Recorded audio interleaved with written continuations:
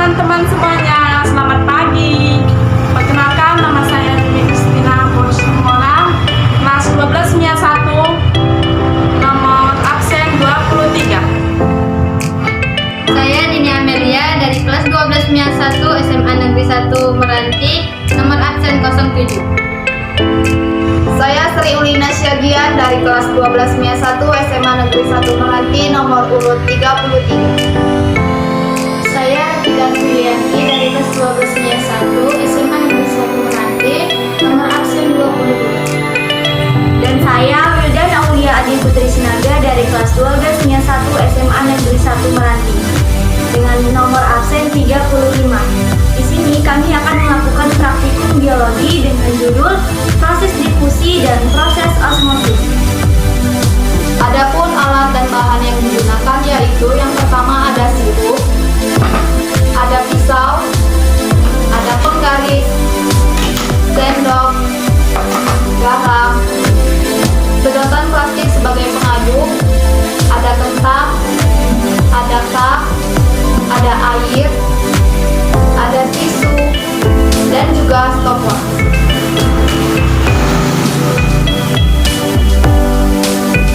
Baiklah, langkah pertama yaitu isi gelas menggunakan air dengan ukuran yang sama.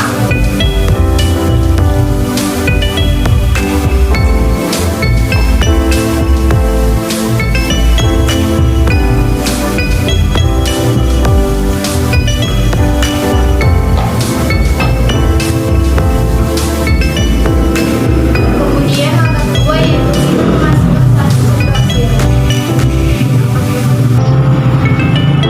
Lalu diaduk sampai merata dan tidak lupa menghidupkan stopwatch.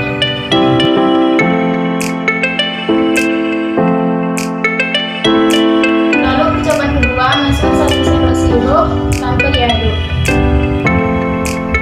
Dan amati berapa waktu yang diperlukan sampai sirup benar-benar tercampur merata.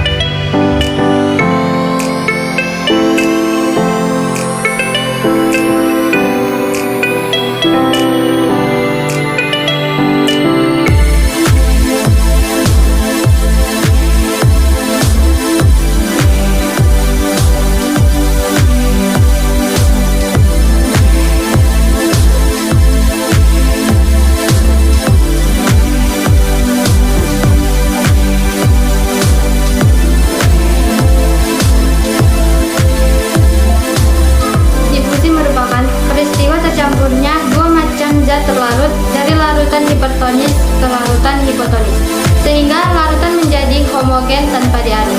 Pada pengamatan proses difusi, dapat diamati dengan tercampurnya larutan atau cairan sirup dengan air sehingga menjadi isotonis. Pada saat sirup diteteskan ke dalam air, maka yang akan terjadi adalah sirup akan bercampur dan melebur dengan air, sehingga proses ini disebut dengan proses difusi. Sirup yang dilarutkan ke dalam air akan bergerak dari larutan yang konsentrasinya tinggi ke larutan yang konsentrasinya rendah. Baik, langkah pertama yang dilakukan adalah mengupas kentang dan mengirisnya menjadi dua bagian.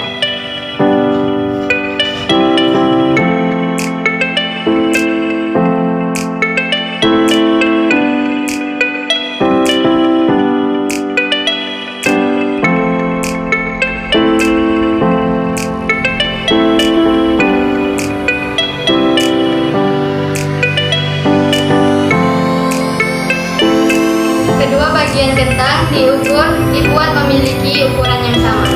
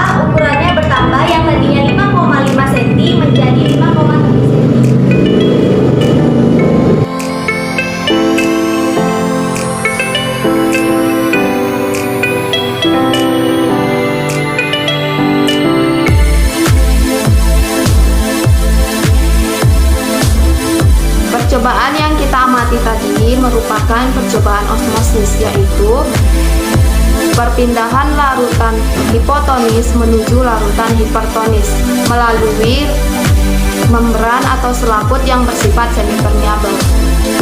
Selaput yang bersifat semipermeabel sendiri adalah selaput yang hanya dapat ditembus oleh molekul-molekul air. Umbi kentang yang digunakan dalam percobaan bertindak sebagai selaput yang bersifat semipermeabel. Larutan garam bersifat hipertonis, yaitu konsentrasi air rendah, konsentrasi zat terlarut tinggi. Sedangkan air yang terdapat di dalam sel-sel kentang bersifat hipotonis, yaitu konsentrasi air tinggi, konsentrasi zat terlarut rendah. Sehingga air dari dalam sel-sel kentang yang bersifat hipotonis bergerak keluar sel menuju larutan garam yang bersifat hipertonis. Hal ini menyebabkan potongan kentang yang direndam di dalam larutan garam akan mengalami penyusutan dan menjadi lunak karena kentang kehilangan air di dalam sel-selnya. Sel-sel tersebut mengalami krenasi. Kentang yang direndam di dalam air tawar mengalami difusi, di mana kandungan air di luar sel kentang lebih besar dibandingkan kandungan air yang terdapat di dalam sel-sel kentang, sehingga kandungan air yang berada di luar sel kentang akan masuk ke dalam sel-sel kentang, sehingga menyebabkan kentang mengalami pertambahan ukuran dan akan menjadi lebih besar, memiliki ukuran yang lebih besar.